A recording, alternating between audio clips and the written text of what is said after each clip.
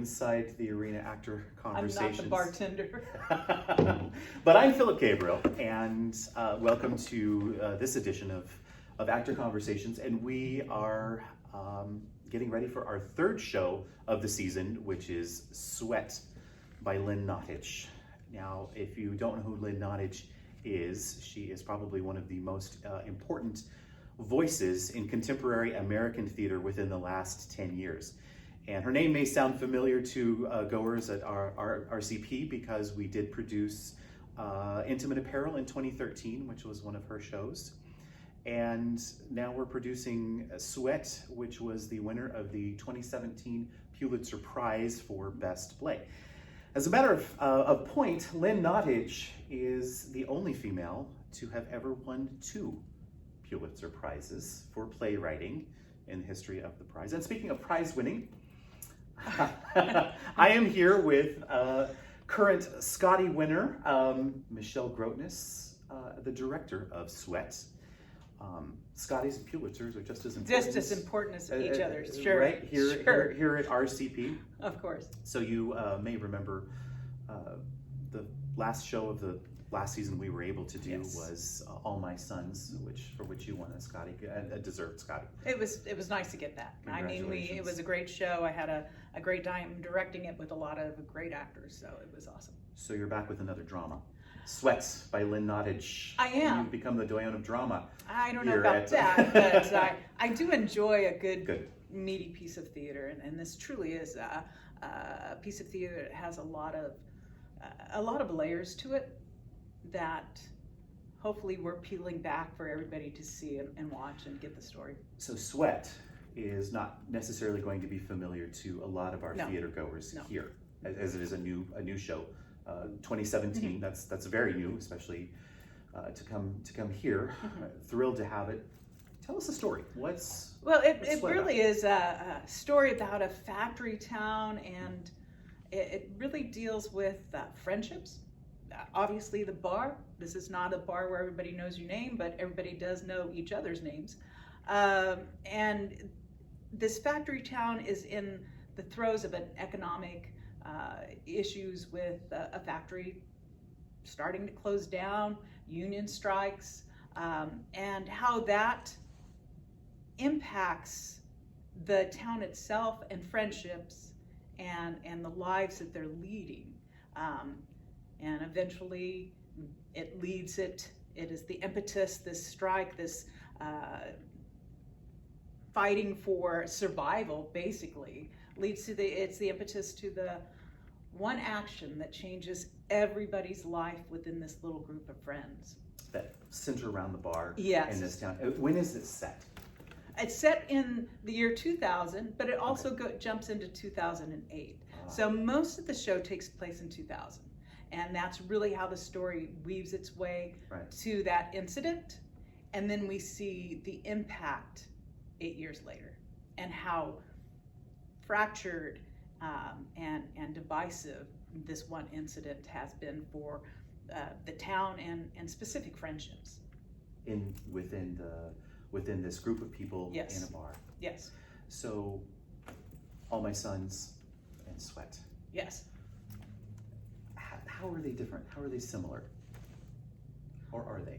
Well, no, they're very different in that, obviously, first off, time period. But the relationships are similar because you have these relationships, and again, an incident happens in the past that we then see the outcome in the future that has the impact on the future and the divisiveness and it's not necessarily, Sweat isn't about secrets, and All My Sons is about secrets.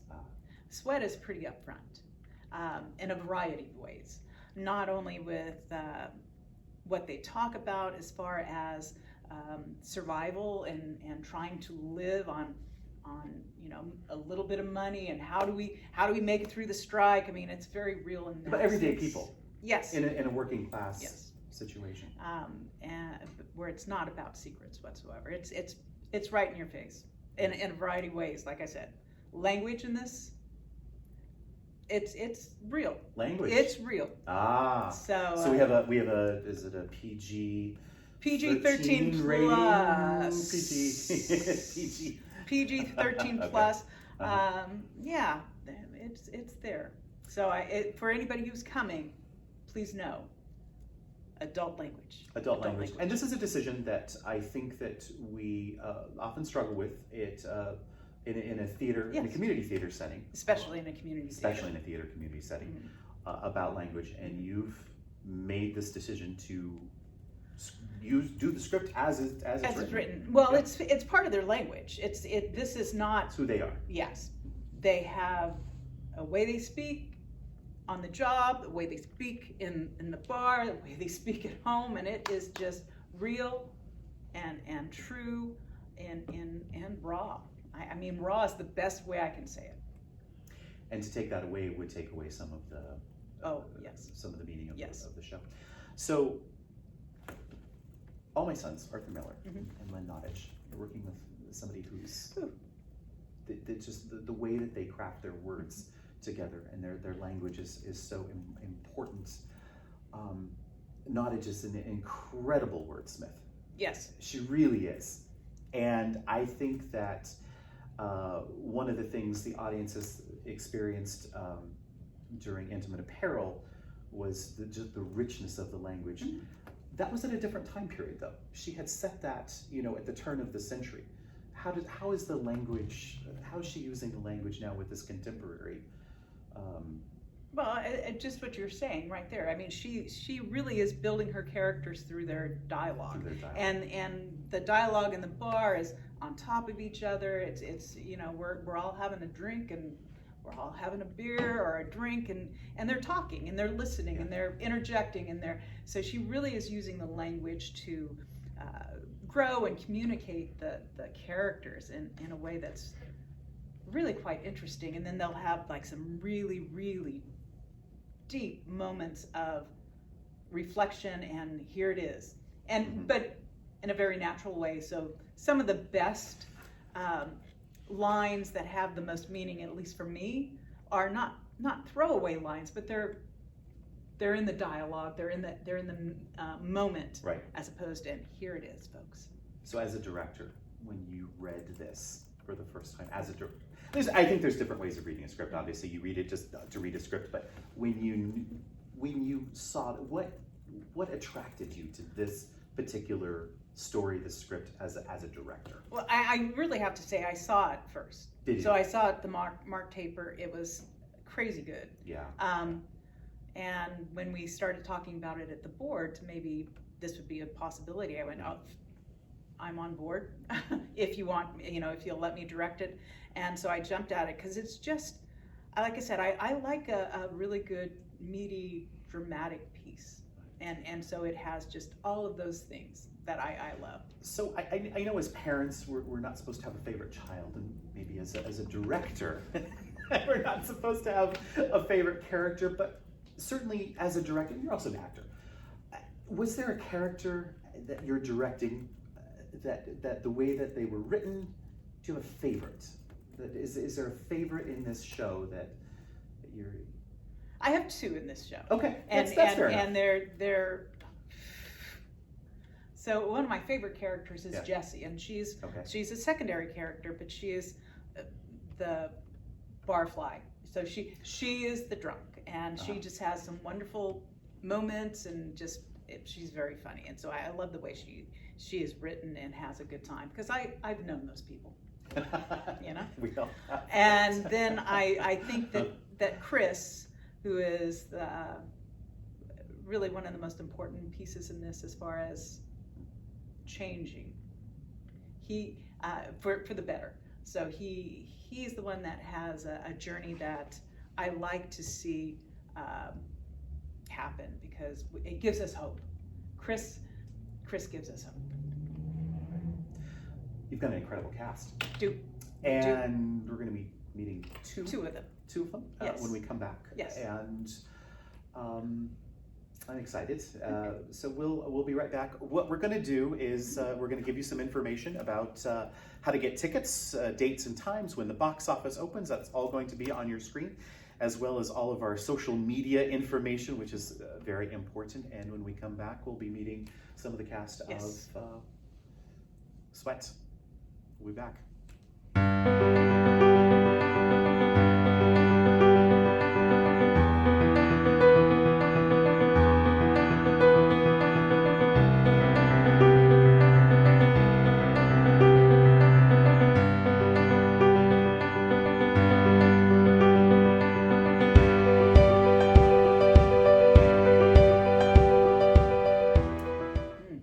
Very good. I'm having a little bit of a drink because that's what we do here in Sweat. Cheers. We have a lot of drinks. A method director. Come to watch us drink. I'm Phillip Gabriel. Welcome back to Inside the Arena Cast Conversations. I'm here, we're talking about the third show of the season, which is Sweat. Joining director Michelle Grotness and I are two of the actors from Sweat, Michelle Knight-Reinhardt and Vanessa Richardson. Welcome, both of you. Let's start with Michelle. The two Michelles. We got two Michelles. Back to back. Who are you playing? Tell us about your character. I'm playing Tracy. She's a factory worker. She's been working at the factory for 26 years.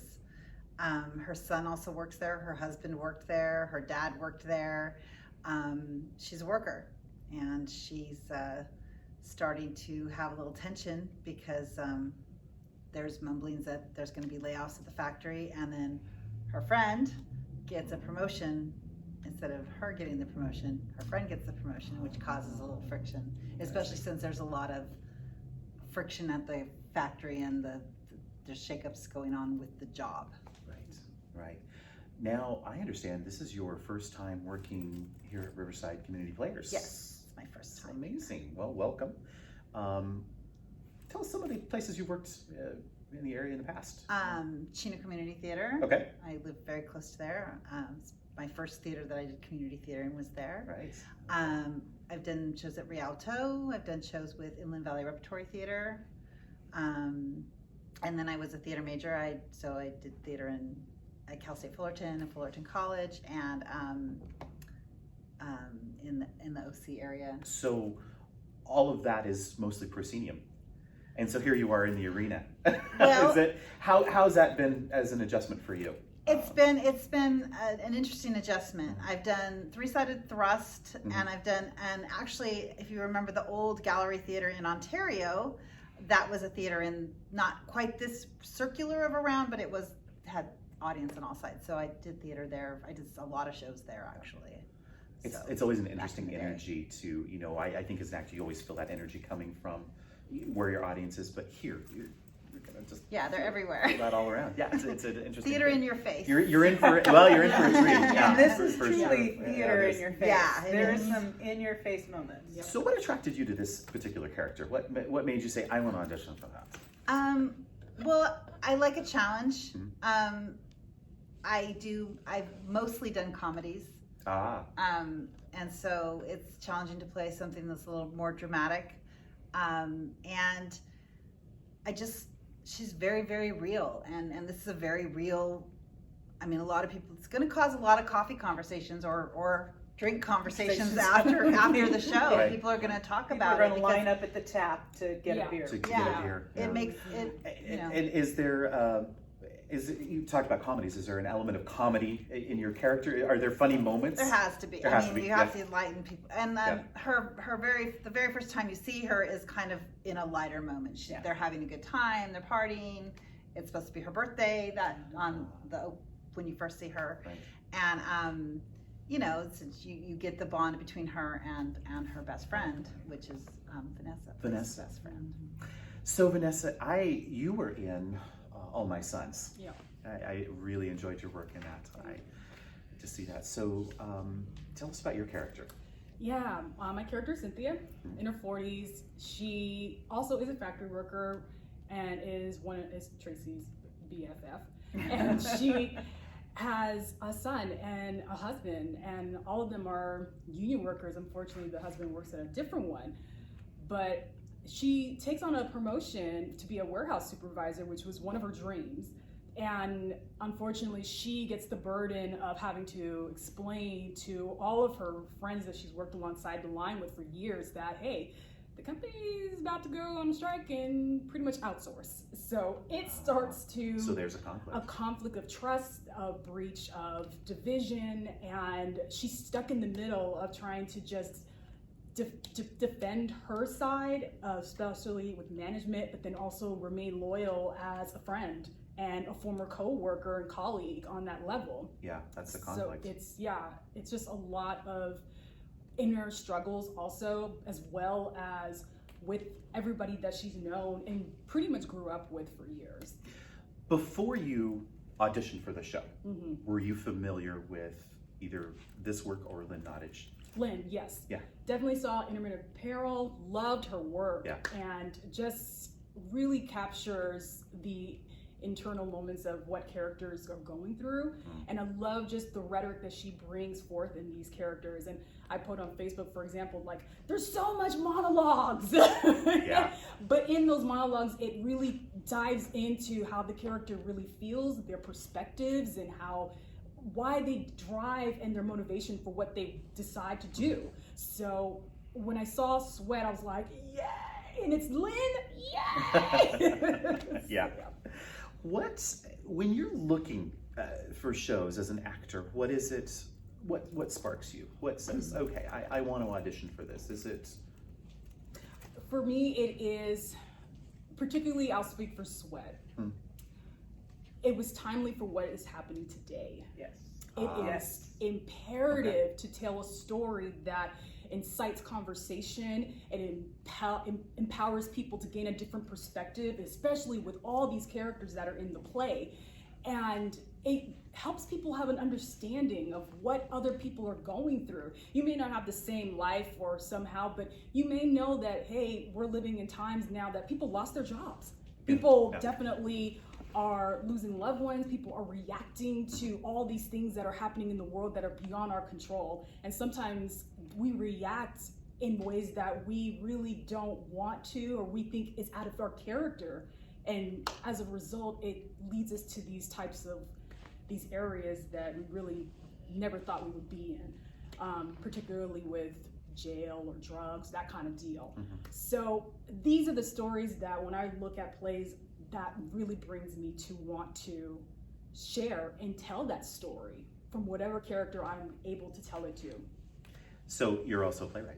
I am. That's exciting. And is it, do you feel like you maybe approach your work a little bit differently as an actor because of your playwriting background, or is it I don't know, how does that work for you?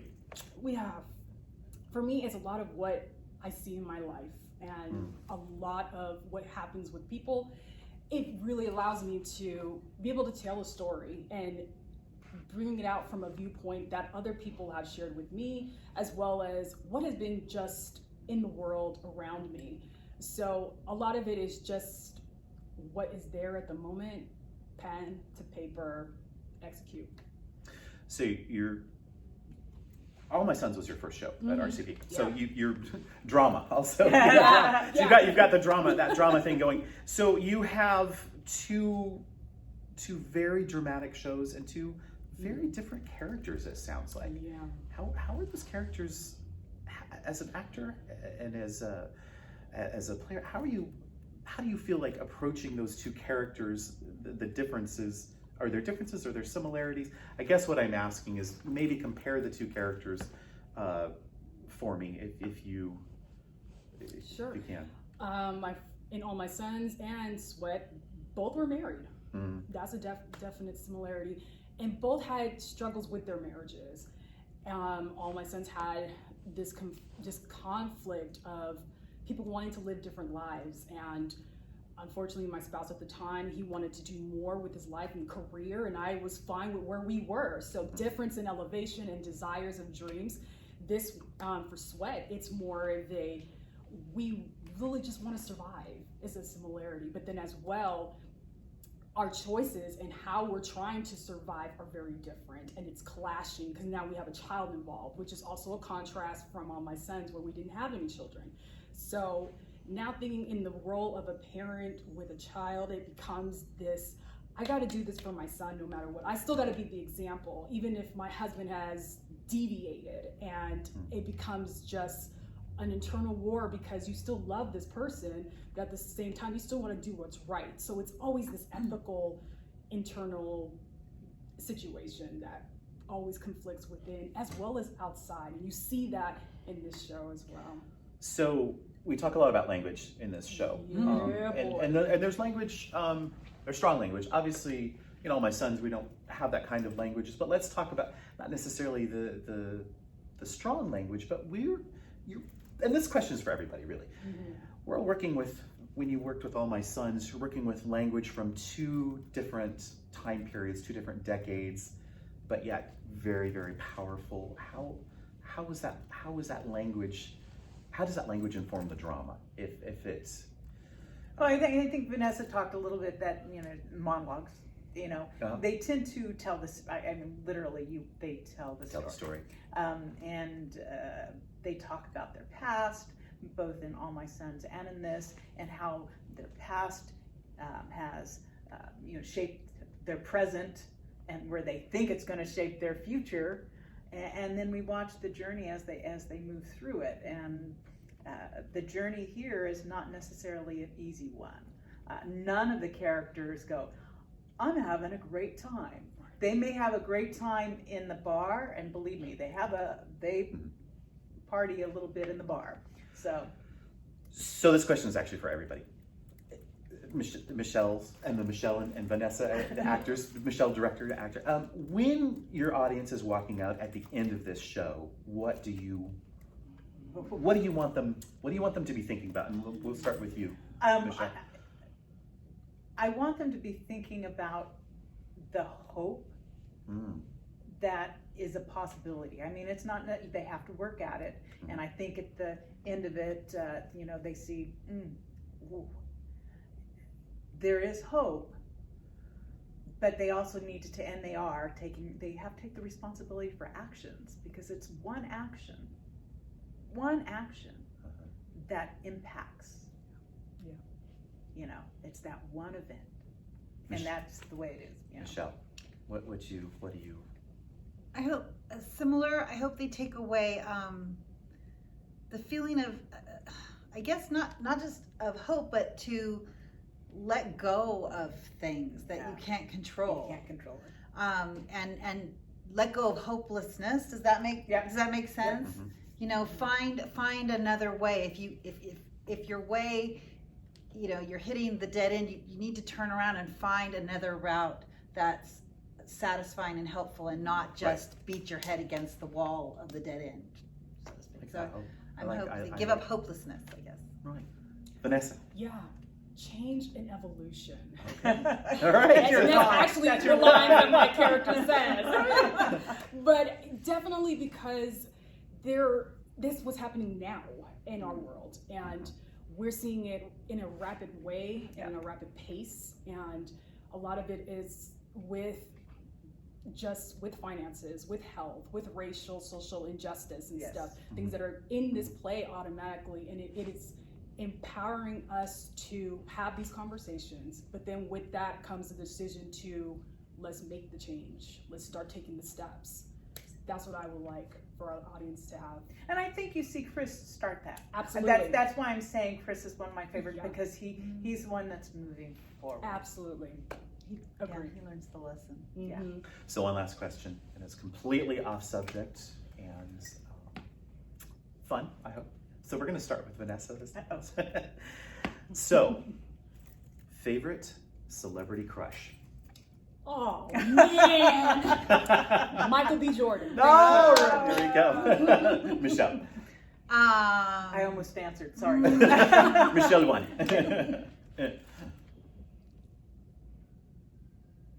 Don't you love these on the spot questions? Yes. You can have multiple. I mean, if you have like it used five. to be John Cusack for years. Oh, okay. But I've kind of given up on him. Oh, It's a little too edgy. I think George Clooney probably, because now he's a nice family man, good old George. and he's hot. Yeah. Which doesn't hurt. That's not going to hurt. Easy on the I will age myself, but originally, back in the day, it was Donny Osmond. Yeah. I'm sorry. Oh, and Purple now, Socks. and now, Patrick Stewart. Oh, Come on yeah. over. Come on over. Yeah, yeah. What a powerful performer actually he is. So we will be back in just a moment, and Michelle, the director, is going to walk us through where we are. Obviously, we're in RCP, but we're going to do a quick walkthrough, and you'll introduce us to this fantastic set Thank you. that is around us. So we'll be right back.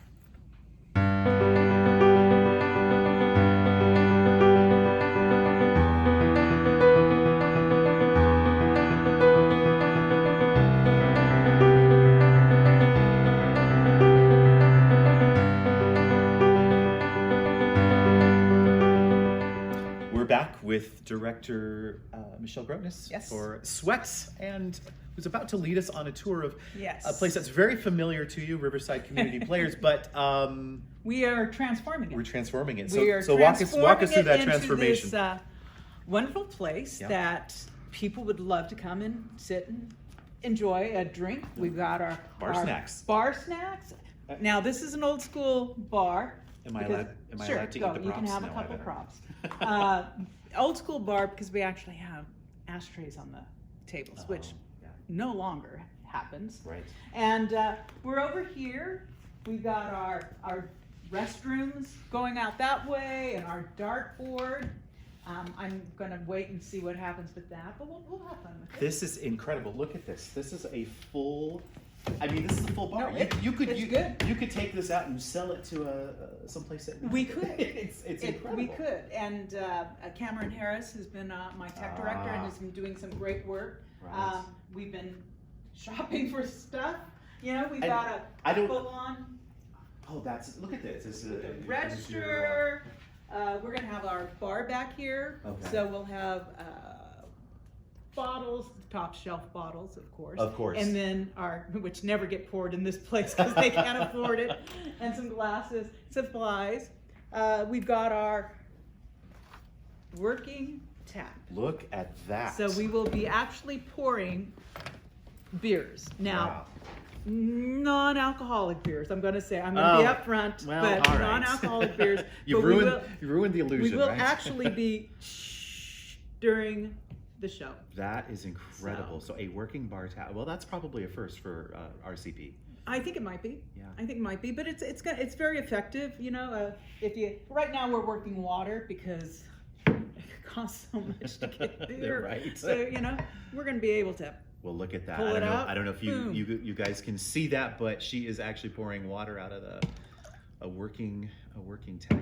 That And we're is going to be able to incredible. pour beers for everybody. So That's great. And so after the show, we're just all get to stay and. I'll put my tip jar up. You know, and it is still a work in progress. We're working on the back area. We've got to get some different things in here, but we're also going to be putting up along the arena neon lights, bar lights. So That'll be fun. it's going to be really have the ambience of Right. a bar. And when we do changeovers, there's not going to be any changeover lights. It's just going to be the neon The lights neon that will be lights. lighting the bar up. And so. Well, let me see. I'll have a. Would you like I'll have a double actually. A double? One of those, Okay, yeah, I found out this is a half-ounce pour. So Oh, it okay. pours Well, I better faster. have two of those. So, you're gonna, we're I gonna gotta drain the bottle. Kill the bottle. But yes, so it's come together really well.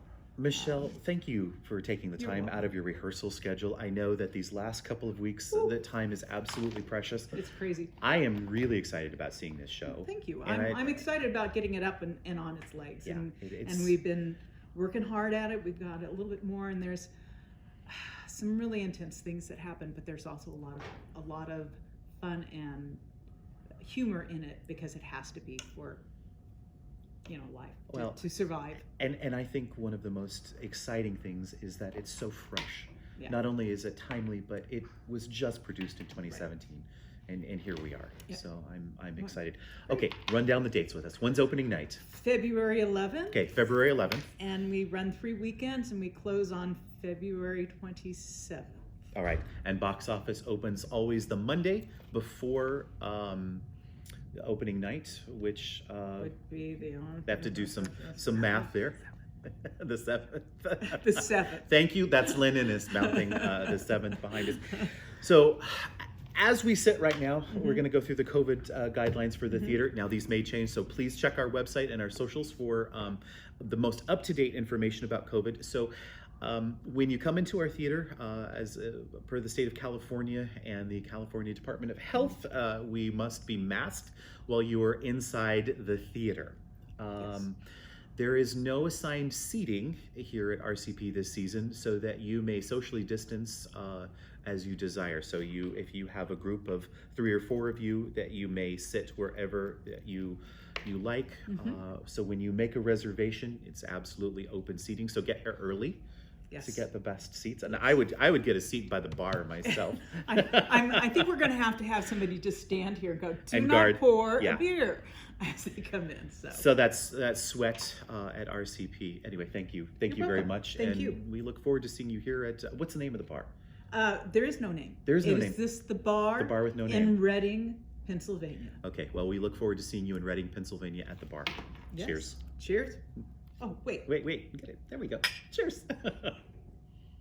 That's vodka.